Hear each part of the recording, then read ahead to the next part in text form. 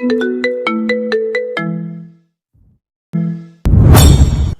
দুই তিন চার পাঁচ, মোট পাঁচটি দাঁতের ছাপ তার হাতের ওপর, তাও আবার মানুষের দাঁতের। আর তুই কিনা বলছিস সেটা মশার কামড়? রোদ্দুরের থেকে নিজের হাত সরিয়ে আড়াল করে নেয় আশ্বিন। রাক্ষস মেয়ের জন্য আজ এসব কথা শুনতে হচ্ছে তার। কি দারুণ লজ্জার ব্যাপার। এদিকে রোদ্দুর প্রশ্নের পর প্রশ্ন করেই চলেছে। রাগে দুঃখে বানিয়ে কোনো মিথ্যেও বলতে পারছে না বেচারা। আরে বললাম তো এটা মশার কামড়। বললেই হলো মশার কামড়? মেডিকেলে পড়ি আমি, মানুষের দাঁতের ছাপ আর মশার কামড়ের পার্থক্য চিনব না নাকি? এত বোকা ভেবেছিস আমাকে? দমে যায় আশ্বিন। অধরার কাজে এখন থেকে কিভাবে বিব্রত হতে হচ্ছে। মানছি বজ্রপাতে ভয় পায়, তাই বলে কি এমন একটা কাণ্ড করতে হবে তাকে? কি হলো, কথা বলিস না কেন? না মানে আসলে গতকাল টুসি হাতে কামড় দিয়েছে। বুঝিস তো, বাচ্চা মানুষ, কি আর করার। ও আচ্ছা, টুসি দিয়েছি। আমি আরো ভাবলাম কি না কি। হাসি চেপে রাখে রোদ্দুর। আশ্বিনের অবস্থা এখন দেখার মতো হয়ে আছে। রোদ্দুর ভালো করেই জানে আশ্বিন তাকে মিথ্যে বলছে। আড়ালে সে কোনো কথা লুকিয়ে রেখেছে অবশ্যই। মাঠে গোল হয়ে অধরা বসে আছে তার বন্ধু মহলের সাথে। অনেকদিন হলো কোনো বিনোদন করতে পারছে না তারা। হাসান স্যারের কড়া নির্দেশ আছে অধরার উপর, তাই বাধ্য হয়েই সবাই চুপচাপ আছে বেশ কিছুদিন। কিন্তু এইভাবে আর কতদিন? চল আশেপাশে কোথাও একটা ট্যুর দিয়ে আসি, এভাবে ভালো লাগছে না কিছুই। অনেকের কথায় আমিও একমত। ঈশা আর অনেকের কথায় সম্মতি দেন জারিফ, কিন্তু সালমানের এতে আপত্তি রয়েছে। অধরু, এভাবে আমরা কয়জন মিলে আশেপাশে কোথায় আর যাব? তার চেয়ে ভালো হবে আশ্বিন ভাই আর রোদ ভাইয়াকে নিয়ে সবাই রাঙামাটি ঘুরে আসি। 5 দিনের ট্যুর হবে। ভালো বুদ্ধি। এতক্ষণ ধরে চুপচাপ বসেছিল অধরা, কিন্তু এখন আর চুপ থাকতে পারলো না সে। তোদের বলেছে ভালো বুদ্ধি। এই মুহূর্তে কোনো ট্যুর সম্ভব না, সামনে পরীক্ষা, পড়ার প্রস্তুতি নে সবাই। অধরার কথায় তেলে বেগুনে জ্বলে উঠলো সবাই। এই নিয়ে সারা জীবন তাদের প্ল্যান নষ্ট করতে ব্যস্ত। এবারেও নিশ্চয়ই তার উদ্দেশ্য তাই জন্য সবাই মিলে এক দফা ঝাড়ি দিতে শুরু করলো অধরাকে। রাগে অভিমানে অধরা নীরবে সবার থেকে উঠে গিয়ে আলাদা চলে যায়। অধরার এভাবে চলে যাওয়ায় হতভম্ব সবাই। সে তো চুপ করে থাকার মেয়ে নয়, তবে কি কষ্ট পেয়েছে তাদের এরূপ আচরণে? একটু বেশি বলে ফেলেছি আমরা। ঈশার কথায় প্রতি উত্তর দেয় না কেউই। উঠে দাঁড়িয়ে অধরা করে চলে আসে সবাই। ক্যান্টিনে একা একা বসে আছে অধরা, সামনে গরম গরম সিঙ্গাড়া আর চা। প্রিয় এই খাবারটি খেতেও যেন আজ ইচ্ছে করছে না তার। হঠাৎ করে কেন জানি মন খারাপ লাগছে। কিছুটা চিন্তিত সে সকালের ব্যাপারটা নিয়ে। এভাবে বসে আছো কেন? কি হয়েছে?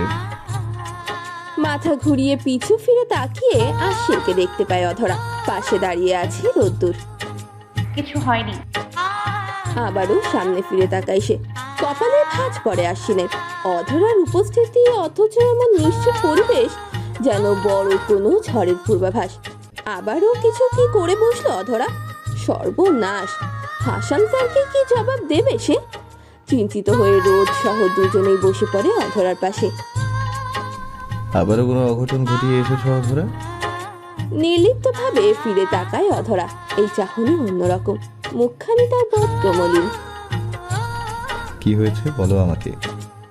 খানিক নিশ্চুপ ভাবে বসে থাকে অধরা। আশ্বিন তাকিয়ে আছে তার জবাবের অপেক্ষায়। আশ্বিন ভাইয়া আজ সকালে হোস্টেল থেকে কলেজে আসার সময়। আর কিছু বলা হয়নি তার। বন্ধু মহল দৌড়ে এসে অধরাকে ছাড়ি দিতে শুরু করে। একটু কি কথা বলেছি তাই বলে এভাবে রাগ দেখিয়ে চলে আসবি?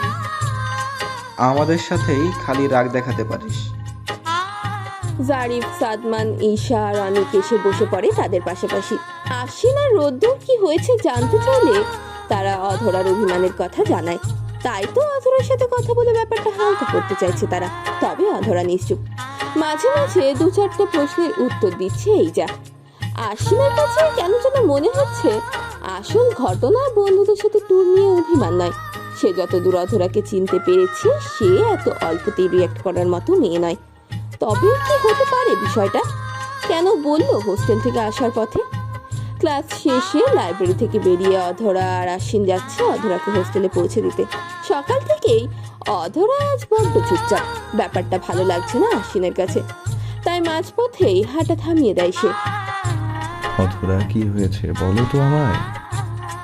নীরব অধরা নতজানু হয়ে দাঁড়িয়ে আছে, তার দৃষ্টিতে স্পষ্ট ভীতির ছাপ। আশ্বিন ভাইয়া, 3 দিন ধরে হোস্টেল থেকে কলেজ যাওয়ার পথে কারা যেন আমার পিছু নেয়। প্রথমে ভেবেছিলাম হয়তো আমার মনের ভুল, কিন্তু আজ আমি সরাসরি দেখেছি তারা আমাকে ধরতে চেয়েছিল, কিন্তু আমি কোনো রকম দৌড়ে পালিয়ে এসেছি। স্তব্ধ হয় আশ্বিন। কি বললো সে? মেয়েটির সাথে এত কিছু হয়ে গেল অথচ এতক্ষণ ধরে কাউকে টু শব্দটি করেও কিছু বললো না। অধরা নীরবে চোখের জল মুছে যাচ্ছে। ভয় পেয়েছে নিশ্চয়। মায়া হলো আশ্বিনের। নিজেকে যতই বীর বাহাদুর ভাবুক না কেন, এমন পরিস্থিতি যে কাউকে ভয় দেখাতে বাধ্য। অধরাকে নিজের দিকে টেনে তার কাছে গিয়ে চোখে চোখ রাখে আশ্বিন। মাথায় হাত বুলিয়ে দিয়ে শান্ত কণ্ঠস্বরে বলে ওঠে, কথাগুলো তোমার এতক্ষণ গোপন করা ঠিক হয়নি অধরা। যাই হোক, ভয় নেই, আমি দেখছি কি করা যায়। ইনশাআল্লাহ কাল থেকে আর কেউ তোমায় বিরক্ত করবে না। শুধু তবুও সাবধানতার জন্য এখন থেকে ঈশার সাথে কলেজে যাবে, একা বাইরে থাকবে না, ঠিক আছে? মাথা নেড়ে হ্যাঁ বোঝায় অধরা। ভীত বিড়াল ছেড়ার ন্যায় গুটিসুটি মেরে দাঁড়িয়ে আছে মেয়েটা। আশ্বিন তার ভরসার জন্য শক্ত করে তার হাতটা চেপে ধরে এগিয়ে যেতে থাকে। শত শত প্রশ্ন ঘুরপাক খাচ্ছে তার মস্তিষ্কে। অধরাকে কেউ পিছু করছে, কি হতে পারে এটা? আর কি বা তার স্বার্থ? যদি অধরার ক্ষতি করার চিন্তাও করে থাকে তবে তার রক্ষে নেই। আশ্বিন যতই শান্ত প্রকৃতির হোক না কেন, অন্যায়ের প্রতিবাদ সে কঠোরভাবেই করে। আর এই বিষয়ে তো তার অধরা জড়িত। বর্তমান অধরার ডাকে কল্পনা থেকে ফিরে আসে আশ্বিন। অনেকক্ষণ ধরে এই দুজনে বসে আছে পার্কের সেই বেঞ্চটায়। আকাশে মেঘ জমে আছে প্রচন্ড। দ্রুত বাড়ি ফেরা যাওয়া উচিত, তবুও ফিরে যাওয়ার আগে একটা কাজ না করলেই নয়। চা দোকানের মামার সাথে দেখা করে যাই, অনেকদিন হলো যাওয়া হয়নি। আমাদের দেখলে খুশি হবেন উনি। মুচকি হেসে সম্মতি জানায় আশ্বিন। অধরার হাত ধরে হেঁটে যায় চা দোকানের দিকে। রাত 8:20। পড়ার টেবিলে ঝিম মেরে বসে আছে অধরা। যেই উদ্দেশ্যে সে কলেজ থেকে বেরিয়ে এসেছিল সেই আসল কাজ তার এখনো করা বাকি। খাটের উপর হেলান দিয়ে বসে ফাইলে কিসব দেখতে ব্যস্ত আশ্বিন। বাইরে বৃষ্টি হচ্ছে, আবহাওয়া যেন শীত শীত অনুভূতি দিচ্ছে। টুসি এসে এতক্ষণ অধরার সাথে গল্প গুজব করে গিয়েছে, তাই এখন একা একা লাগছে তার। আশ্বিনের দিকে কিছুক্ষণ এক ধ্যানে তাকিয়ে থাকে সে। বুঝে পায় না তার কপালে কেন এই পাঞ্চে মহাশয় জুটলো। সে কি কম রোমান্টিক মেয়ে নাকি? মাঝে মাঝে তো ভেবে বিশ্বাসই হয় না কিভাবে এই মানুষটিকে পাওয়ার জন্য কত সব আহাজারি করেছিল সে। অধরা ছাদে যাবে? চমকে উঠে বই থেকে মুখ তুলে তাকালো অধরা। কানে কি ভুল শুনলো সে? হ্যাঁ, চলো ছাদে যাই, বৃষ্টি বিরাজ করে আসি। থমকে যায় অধরা। এসব কি বলছে আশ্বিন? নিজ থেকেই বলছে তো নাকি? বৃষ্টি ভিজে আপনার জ্বর আসবে না? আসবেই তো। তবে তখন হাসপাতাল থেকে কিছুদিন ছুটি নিয়ে বাসায় শুয়ে বসে আমার স্ত্রীর সেবা যত্ন নেব। ভেবা চাকা খায় অধরা। পাগল হয়ে গেল নাকি? আশ্বিন, মাথা ঠিক আছে আপনার? পাগল হলেন? হেসে ওঠে আশ্বিন। ফাইলগুলো গুছিয়ে রেখে উঠে এসে অধরার সামনে হাঁটু গেড়ে বসে পড়ে।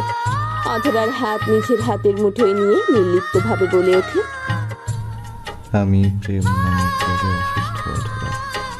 এই রোগ সুস্থ স্বাভাবিক মানুষকে এক অদ্ভুত অনুভূতির মায়াজালে বেঁধে ফেলে, তাদের পাগল করে দেয়। ডাক্তার এই রোগ ধরতে পারে না, তাই এর চিকিৎসা তাদের কাছে নেই। শুধুমাত্র অনুভূতি জড়ানো মানুষ এই রোগের চিকিৎসা পায়। জানো কিভাবে? উত্তর নেই অধরার। স্তব্ধ হয়ে বসে আছে মেয়েটা। আশ্বিনের শীতল কণ্ঠস্বরে বলা কথাগুলো তাকে থমকে দিয়েছে। অনুভূতি খেলে যাচ্ছে তার রন্ধ্রে রন্ধ্রে। নির্বাক্সে হতভম্ব বটে। স্মিত হাসি দেয় আশ্বিন। চলো একদিনে বেশি কথা বললে মাথা ঘুরিয়ে ফেলবে তুমি, আবার আমাকে পানসে ভাবো, বোকামি। কাক ভেজা অবস্থায় পাশাপাশি দাঁড়িয়ে আছে অধরা আর আশ্বিন। তাদের সামনে দাঁড়ানো রাশেদা খালার চোখে মুখে বিস্ময়। খালার পেছনে দাঁড়িয়ে মিটিমিটি হেসে যাচ্ছে টুসি। এই রাইতের বেলায় ছাদে গিয়া বৃষ্টিতে ভিজা লাগলো কেন? এখন তো অসুখ হইবে। লজ্জায় মাথা কাটা যাচ্ছে অধরা। নতজানু হয়ে দাঁড়িয়ে আছে সে। আশ্বিন নির্বিকার ভাবে দাঁড়িয়ে, যেন কিছুই হয়নি। অথচ কিছুক্ষণ আগেই কি সাবধানতার সাথে লুকিয়ে অধরা ঘরে প্রবেশ করছিল। মহাশয়ের জন্য সব ভেস্তে গেল। খালা, তোমার বৌমনের ইচ্ছে করছিল বৃষ্টিতে ভিজতে, তাই আমাকেও জোর করে নিয়ে গিয়েছে। বিস্ফোরিত দৃষ্টিতে অধরা ফিরে তাকায় আশ্বিনের দিকে। কোন কালে সে এরূপ কথা বলেছিল? এত বড় মিথ্যে অভিযোগ তার নামে! মহাশয় কি চতুরতার সাথে নিজেকে বাঁচিয়ে খালার সামনে তাকে দোষী সাব্যস্ত করলেন? এ কি সাংঘাতিক ব্যাপার! আইসা, ব্যাপার না, নতুন নতুন বিয়া হলে এমনই হয়। যাও, ভেজা কাপড় পাল্টায় ফেলো, নইলে পরে ঠান্ডা লাগবো। ধীর পায়ে হেঁটে নিজের ঘরের দিকে এগিয়ে যায় খালা। তুষি এখনো দাঁড়িয়ে, দুজনের দিকে তাকিয়ে মিটিমিটি হেসে যাচ্ছে সে। আমি আসার পর দেখি মামার ভালোই পরিবর্তন হয়েছে। মামা চালিয়ে যাও। আর বলা হয়নি টুসির। আশ্বিন তাড়া দিতেই দৌড়ে পালিয়ে যায় সে।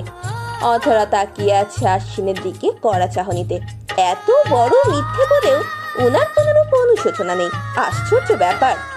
রান্নাঘরে এসে চুলায় চা বসিয়ে দিয়েছে অধরা। ইতিমধ্যেই ঠান্ডা লাগিয়ে ক্রমাগত হাঁচি দিতে শুরু করেছেন আশ্বিন মহাশয়।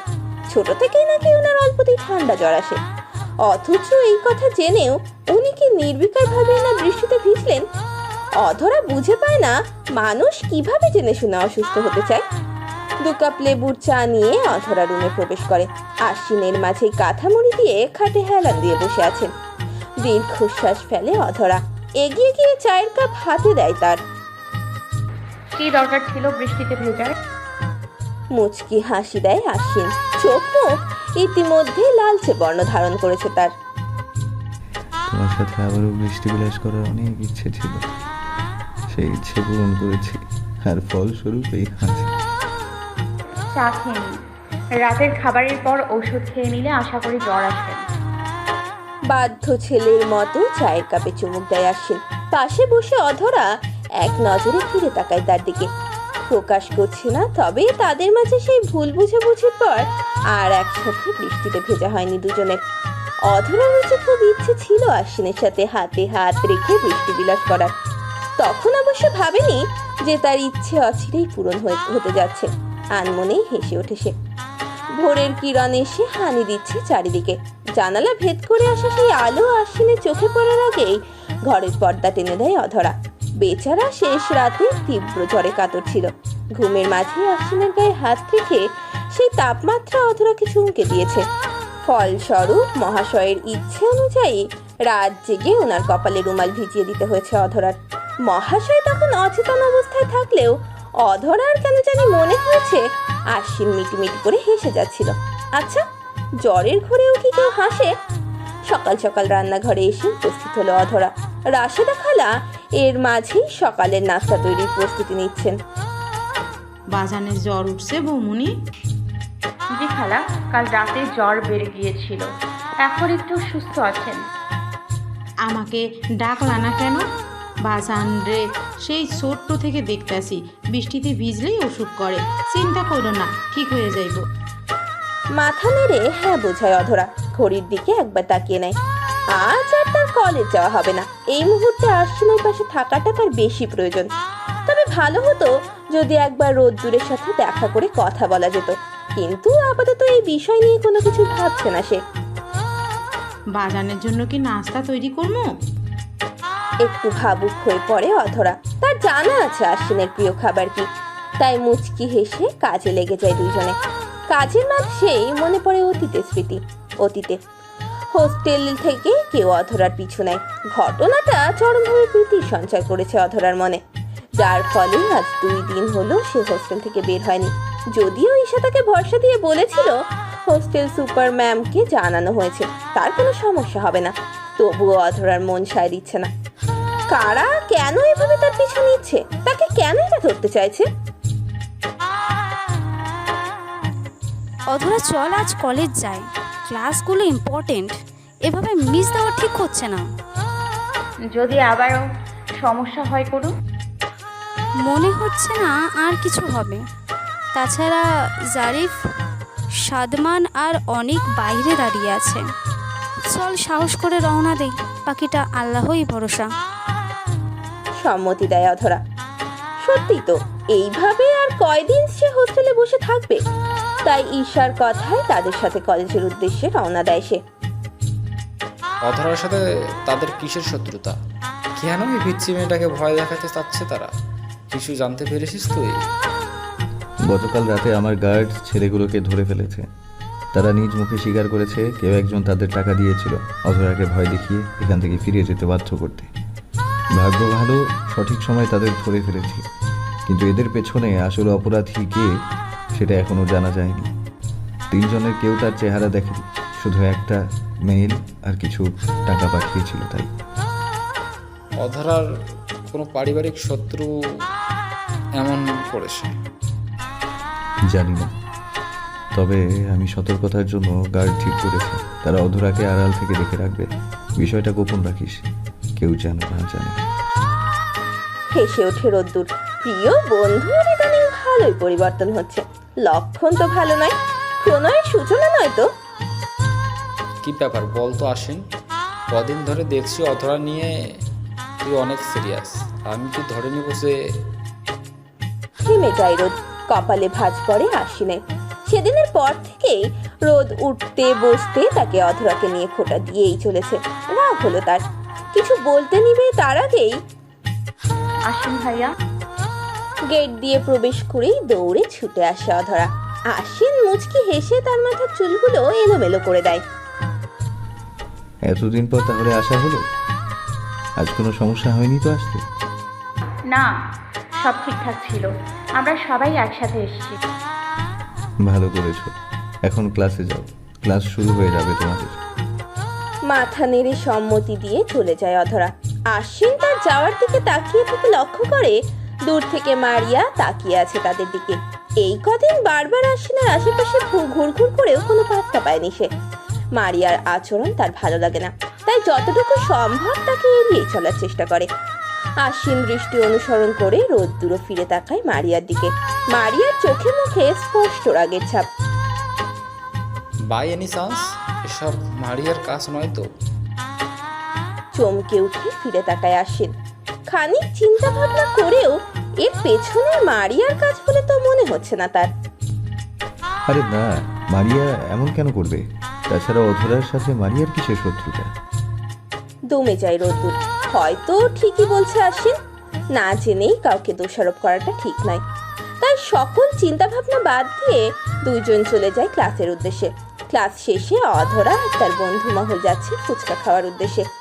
কলেজ গেটের বাইরে এসেই রোড ক্রস করতেই হঠাৎ সেদিনের ওই ছেলেগুলো অধরার সামনে এসে হাজির হয়। মুহূর্তেই চমকে ওঠে অধরা। ভয়ে এক চিৎকার করে জারিফ, অনিক আর সাদমানের পেছনে গিয়ে লুকিয়ে পড়ে সে। ভয়ে গুটিসুটি হয়ে যায় অধরা। তাদের আড়াল থেকে উকি দিয়ে এই ছেলেগুলোকে দেখছে সে। আজ ছেলে 3 জনের চোখে মুখে অনুশোচনা। জারিফ আর অনিক গিয়ে তাদের ঝামেলা করতে চাইলেই খানিকটা চমকে ওঠে অধরা। আশ্বিন, উনি তাহলে এদের ধরেছেন, কিন্তু কিভাবে আর কি এমন করেছেন যে তারা নিজ থেকে এসে অধরার কাছে ক্ষমা চাইছে? এইসব প্রশ্ন ভাবাচ্ছে অধরাকে। ফুচকার দোকানে বসে সে সবার কথা শুনে যাচ্ছে অধরা। আশ্বিন তার জন্য এত সব কিছু করলো, ব্যাপারটা নিয়ে সবাই খোঁচা দিচ্ছে অধরাকে। অধরা নীরবে সবটা শুনে যাচ্ছে, যেন তার কোনো প্রতিক্রিয়াই নেই। আপন মনে মুখে ফুচকা পুড়ে যাচ্ছে সে। আরে একা একাই খাবে নাকি তোমরা? হঠাৎই কারো কথা শুনে সবাই পাশে ফিরে তাকায়। রোদ্দুর আর আশ্বিন এসে তাদের পাশে বসেছে। আরে রোদ ভাই, আপনাদের অপেক্ষায় ছিলাম। মামা আরও 2 প্লেট ফুচকা দিয়ে যান।